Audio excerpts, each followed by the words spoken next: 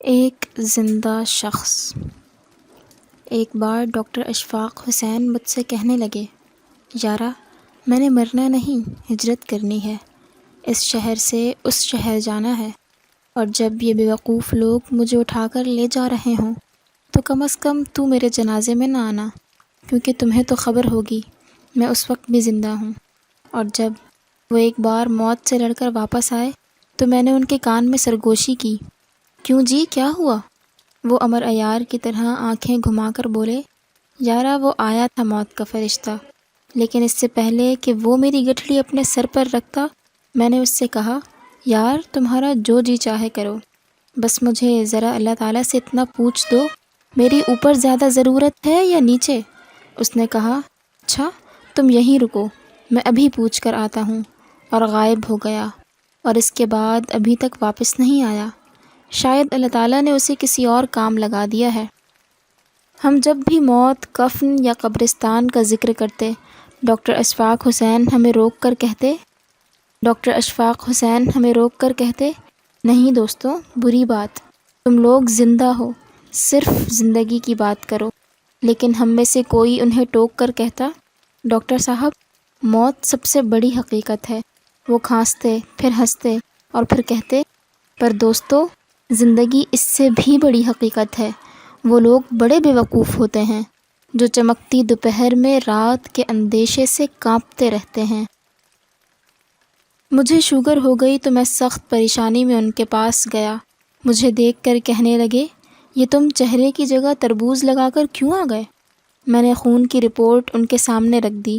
انہوں نے دیکھی، قہقہا لگایا، اور اسے پرزے پرزے کر کے ٹوکری میں ڈال کر بولے، یار تم نے زندگی میں کبھی بیماری دیکھی ہی نہیں، ورنہ اس معمولی مسئلے پر اتنا پریشان نہ ہوتے۔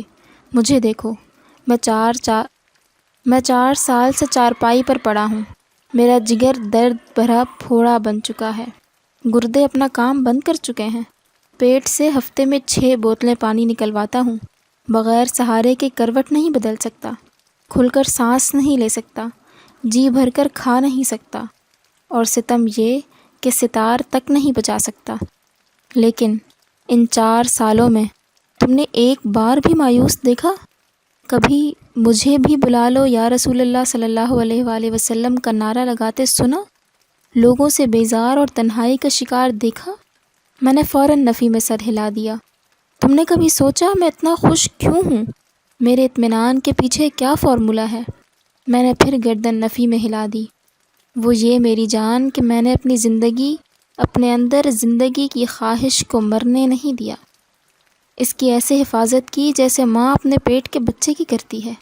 چنانچہ تمہارے سامنے ہوں، خوش ہوں، مسرور ہوں، قہقہے لگاتا ہوں، لطیفے سنتا اور سناتا ہوں، اور تم بے وقوف شخص صرف شوگر سے پریشان ہو جو روزانہ 1 گھنٹہ واک سے ٹھیک ہو سکتی ہے۔ وہ تھوڑی دیر کے لیے رکے اور پھر گویا ہوئے، اور ہاں تمہیں ایک اور بات بتا دوں، اسے تحفہ درویش جانو، جب تک انسان کے اندر زندہ رہنے کی خواہش زندہ رہتی ہے وہ مر نہیں سکتا۔ یہ میرا ایمان بھی ہے اور تجربہ بھی۔ مجھے دیکھو، جس بندے کا جگر ختم ہو چکا ہو کیا وہ زندہ رہتا ہے؟ پر میں 4 برس سے زندہ ہوں۔ کیوں؟ صرف اس لیے کہ میں زندہ رہنا چاہتا ہوں۔ ڈاکٹر اشفاق خاموش ہو گئے۔ ڈاکٹر صاحب میں زندگی تھی۔ ڈاکٹر صاحب میں زندگی تھی بھی بہت، ان کے انگ انگ سے نشر ہوتی تھی، ایک ایک لفظ سے جھلکتی تھی۔ جب بے نظیر بھٹو ان کی چند پڑیوں سے دوبارہ زندہ ہو گئی تو اس نے ڈاکٹر اشفاق حسین سے پوچھا، ڈاکٹر صاحب میں آپ کے لیے کیا کر سکتی ہوں؟ ڈاکٹر صاحب نے سن کر قہقہا لگایا اور بولے، بی بی آپ میرے لیے کچھ نہیں کر سکتی، کیونکہ میری کوئی ایسی ضرورت نہیں جو پوری نہ ہوتی ہو، کوئی ایسی خواہش نہیں جس سے میں نے لطف نہ اٹھایا ہو۔ میں آپ کے لیے پھر بھی کچھ کرنا چاہتی ہوں۔ بے نظیر نے زور دیا، اچھا؟ ڈاکٹر اشفاق نے تھوڑی دیر سوچا اور پھر بولے، پرائم منسٹر آپ نے کبھی مرد اول کو اپنے ہاتھوں سے چائے بنا کر پلائی؟ بے نظیر نے حیرانی سے ان کی طرف دیکھا اور گردن نفی میں ہلا دی۔ پھر آپ میرا ایک کام کر سکتی ہیں، ڈاکٹر نے اس لہجے میں کہا جیسے سارا مسئلہ ہی حل ہو گیا ہو۔ وہ کیا؟ بے نظیر نے پوچھا۔ میں جب بھی آپ کے پاس آؤں آپ مجھے اپنے ہاتھ سے چائے بنا کر پلا دیا کریں، ڈاکٹر نے بچوں کی سی سادگی سے کہا اور بے نظیر نے قہقہہ لگا دیا۔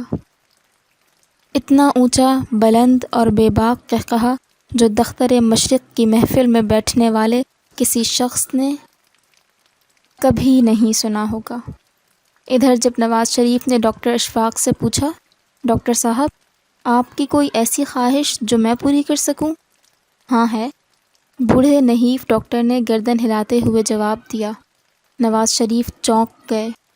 میں چاہتا ہوں آپ اور میں ایک ہی پیالے میں پائے کھائیں، ڈاکٹر نے نہایت معصومیت سے کہا، اور نواز شریف نے بھی ایک بلند و بانگ قہقہہ لگا کر حاضرین کو حیران کر دیا۔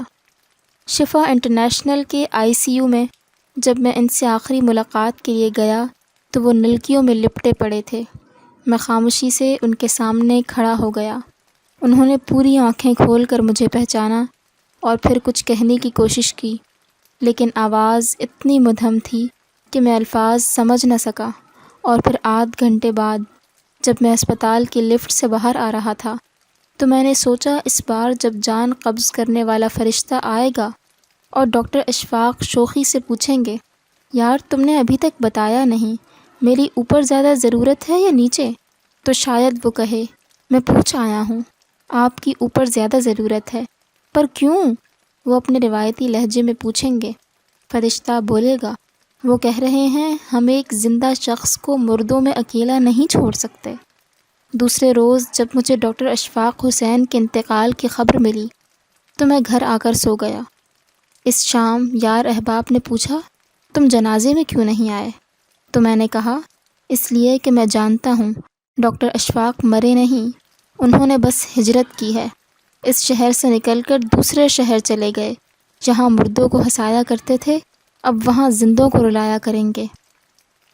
ہاں دوستو، میں مردوں کے جنازے پڑھنے کا عادی ہوں، میں کسی زندہ شخص کو کاندھا نہیں دے سکتا۔